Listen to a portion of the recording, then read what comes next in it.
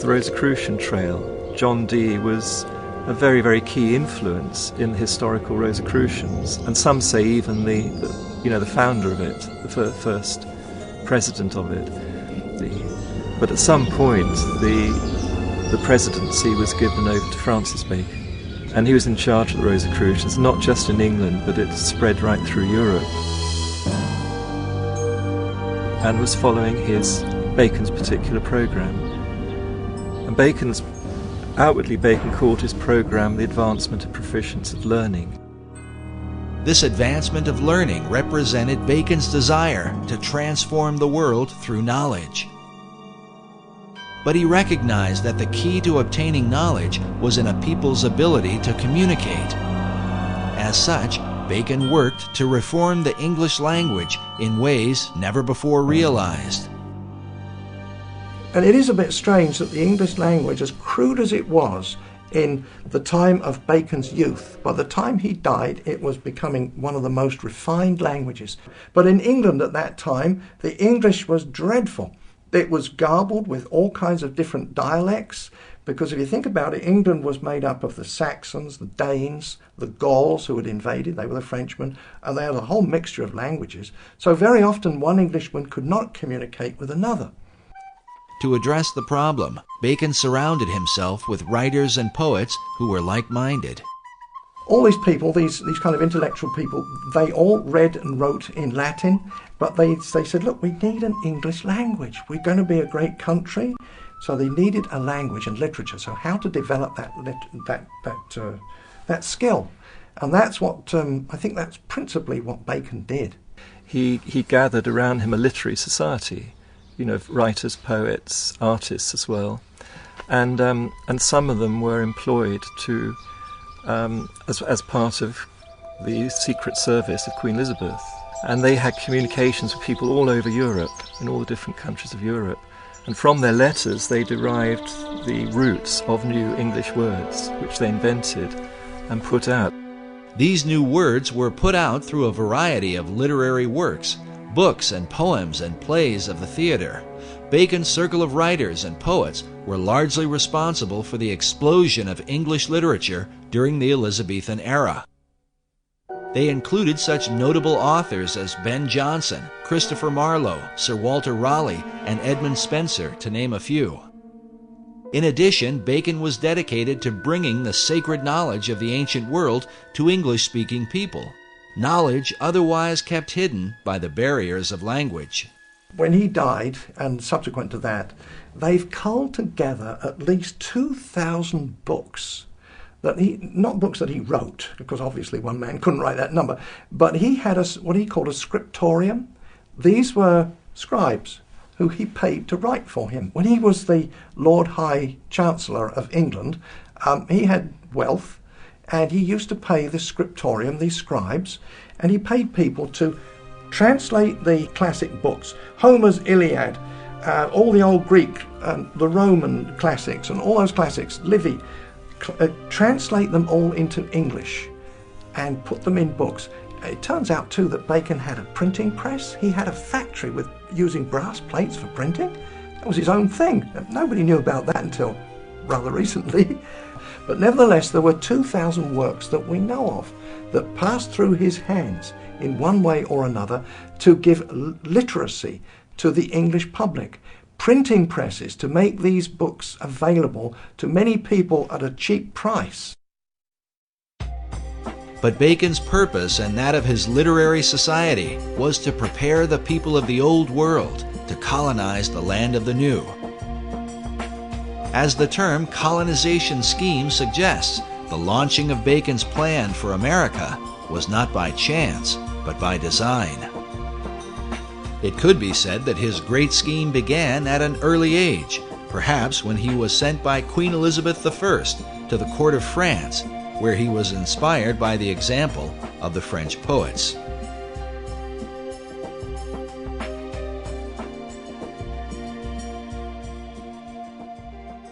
Another major influence, he obviously was inspired in France by the French Pleiades, the group of French poets who were deliberately trying to make the French language into a really good language, particularly for poetry and writings and so on of that sort. And Bacon spent several years at the French court, came back very inspired, and wanted to do the same thing for the English language.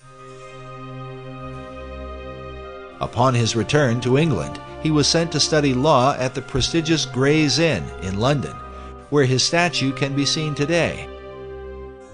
It was here that Bacon formed the beginnings of his own literary society, a secret group known as the Knights of the Helmet. The Knights of the Helmet it's actually the name of a masque he wrote, or it's thought he must have written, because masques were put together by a lot of people for the royal court or for the Inns Court, which was where the lawyers were. And to get a job as a lawyer or a minister or official in the government, you had to be first of all a lawyer, and you had to know how the royal court worked. So every year they had to put on huge celebrations imitating the royal court, and part of that celebration was masks.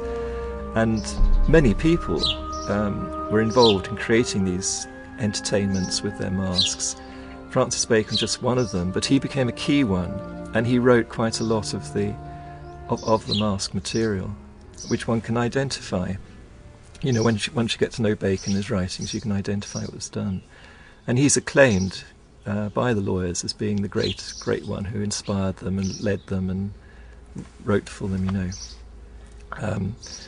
But the Knights of the Helmets was the name of one of the masks at a key moment when the whole Shakespeare authorship, the name the Shakespeare was being used for the first time.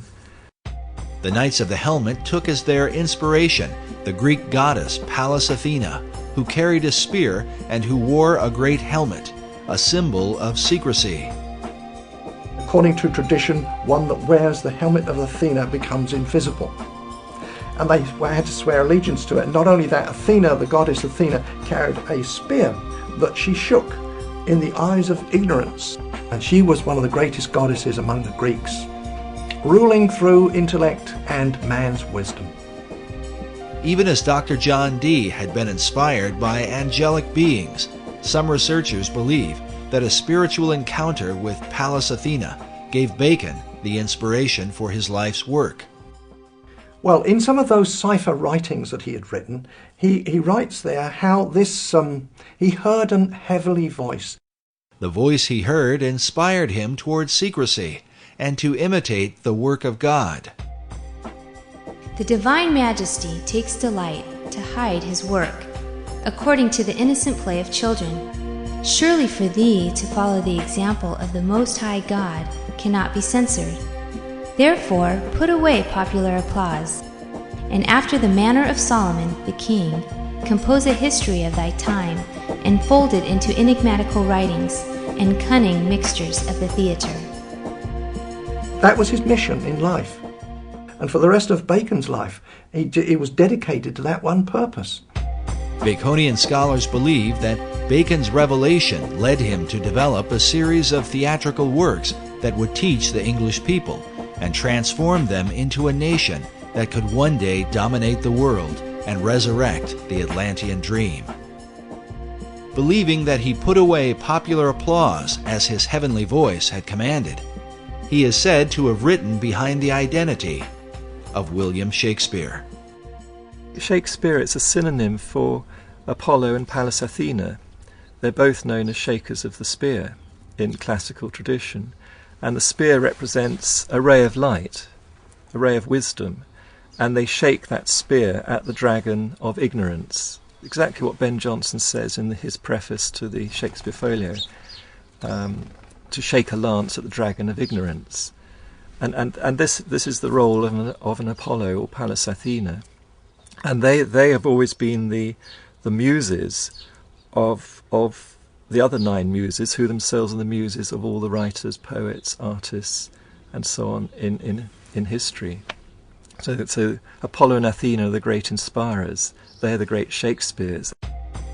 Bacon incorporated these Greek gods within a key symbol, the AA headpiece representing Apollo and Athena. Usually one of the A's is shaded, denoting a light and dark side. This symbol is found printed at the head of certain pages within the Shakespeare folio and among the acknowledged works of Francis Bacon. Of the two polarities, Apollo and Athena, it was Athena that seemed to dominate Bacon's imagination. Pallas Athena was, she shook her spear at the eyes of ignorance, so she was the spear shaker. Now, she's always been known as the spear shaker. That was long before the time of Bacon. Back to the Greeks, the spear shaker. So he took that name, spear shaker, and just turned it around to make it Shakespeare, and it used to be written with a hyphen, and then it became one word, Shakespeare, as the name of the playwright for those Shakespearean plays. But what of the real William Shakespeare, the Stratford man whose name has been revered for nearly 500 years? His writings have been attributed to a number of other authors, including the playwright Christopher Marlowe, Edward de Vere, the 17th Earl of Oxford, and even Queen Elizabeth herself. But Sir Francis Bacon seems to lead the pack of would-be bards, with well over 200 books, essays, and pamphlets on the subject, many of which insist he is the real and true Shakespeare. Meanwhile, Baconian scholars argue that the Stratford man simply lacked the experience and education to have written the works that bear his name. There is a mystery, because when you look at the plays, everything that's in them and what lies behind them in terms of experience, knowledge, and so on like that's expressed through the plays, and the philosophy in the plays, and so on like that, they do not match up with what we know of the life of the actor. In fact, the life of the actor is quite well known. There's quite a lot of research been done on William Shakespeare Stratford, so a lot is known about his life, and none of it matches up what you can deduce from the author from the plays themselves.